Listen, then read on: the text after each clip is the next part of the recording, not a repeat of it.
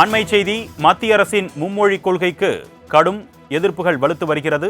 நெல்லை மாவட்டம் பாளையங்கோட்டையில் ஹிந்தி எழுத்துக்களை திமுகவினர் அழித்த காட்சிகள் வெளியாகியிருக்கிறது. தொடர்பான அண்மை செய்தியை நாம் பார்த்துக் கொண்டிருக்கிறோம்.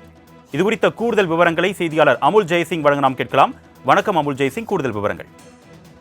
நிச்சயமாக அருணேஷ், தமிழ்நாட்டில் மும்மொழி கொள்கையை திணிக்க முயலும் பாஜக அரசுக்கு எதிர்ப்பு தெரிவித்து சென்னை உட்பட தமிழகம் முழுவதும் பல்வேறு தரப்பினர் பல்வேறு விதங்களில் எதிர்ப்புகளை தெரிவித்து வருகின்றன. இதற்கு முன்பு வீடுகளில் கோலமிட்டு ஹிந்தியை எதிர்ப்போம் என்ற வாசகங்களை எழுதியும் மும்மொழி கொள்கைக்கு எதிராக தங்களுடைய எதிர்ப்புகளை மக்கள் பல்வேறு இடங்கள்ல பதிவு செய்து வந்தனர்.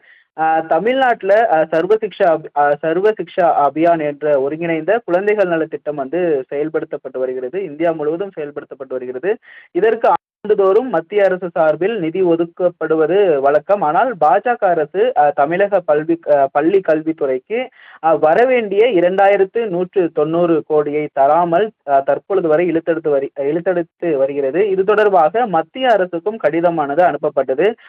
பள்ளி கல்வித்துறை அமைச்சர் அன்பில் மகேஷ், நாடாளுமன்ற உறுப்பினர்கள் உள்ளிட்ட பலரும் டெல்லியில் உள்ள மத்திய பள்ளி கல்வித்துறை அமைச்சர் தர்மேந்திர பிரதானை சந்தித்து தமிழகத்தில் பள்ளி கல்வித்துறைக்கு வரவேண்டிய நிதி குறித்து பேசினர். ஆனால் புதிய தேசிய கல்விக் கொள்கை மற்றும் மும்மொழி கொள்கையை ஏற்றுக்கொண்டால்தான் நிதி தரப்படும் என்றும் வெளிப்படையாகவே அவர்கள் தெரிவித்திருந்தனர். இந்த நிலையில் மத்திய கல்வித்துறை அமைச்சர் தர்மேந்திர பிரதான் புதிய கல்விக் கொள்கையை ஏற்றால் மட்டுமே நிதி வழங்கப்படும் என்று கூறியது பெரும் சர்ச்சையை கிளப்பியது. இந்தியை ஏற்காததால் தமிழக பள்ளி கல்வித்துறைக்கு வரவேண்டிய 2190 கோடி ரூபாயை மத்திய அரசு தற்பொழுது வரை வழங்கவில்லை. அந்த நிதியை UP, குஜராத் போன்ற மாநிலங்களுக்கு பிரித்து கொடுத்துள்ளதாக குற்றம் சாட்டப்பட்டு வருகிறது. தமிழகத்தில் ஒருபொழுதும் மும்மொழி கொள்கை ஏற்றுக்கொள்ளப்படாது என்றும் பல்வேறு அரசியல் கட்சியினரும் கண்டனம் தெரிவித்து வருகின்றனர். மும்மொழி கல்வியை கொண்டித்து சில தினங்களுக்கு முன்பு சென்னையில் திமுக கூட்டணி கட்சிகள் இணைந்து இந்தி திணிப்புக்கு எதிராகவும் ஆர்ப்பாட்டத்திலும் போராட்டத்திலும் ஈடுபட்டன. இந்த நிலையில் தமிழக பாஜக மாநில தலைவர் அண்ணாமலையும் மும்மொழி கொள்கைக்கு ஆதரவு தெரிவித்து கையெழுத்து இயக்கத்தை மேற்கொண்டு வருகிறார். இந்த நிலையில்தான் பொள்ளாச்சி ரயில் நிலையத்திலும் ஹிந்தி எழுதப்பட்ட வாசகங்களை திமுகவினர் அளித்த நிலையில் இன்று பாளையங்கோட்டை, திருநெல்வேலி மாவட்டம் பாளையங்கோட்டை ரயில் நிலையத்தில் திமுக பொறியியல் அணி மாநில துணை செயலாளர் ராஜவர்மன் தலைமையில் 8க்கும் மேற்பட்டோர் பாளையங்கோட்டை ரயில் நிலையத்தில் பாளையங்கோட்டை என ஹிந்தியில் எழுதப்பட்டிருந்த அந்த வாசகங்களை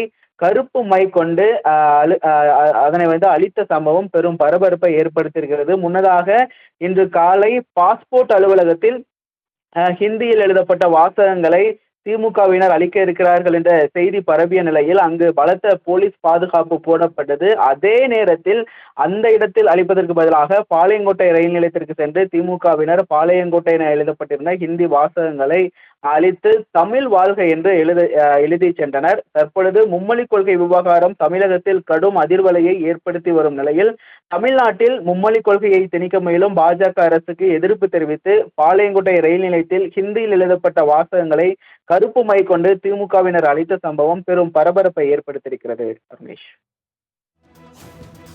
உங்களுடைய விரிவான தகவல்களுக்கு நன்றி அமுல் ஜெயசிங்.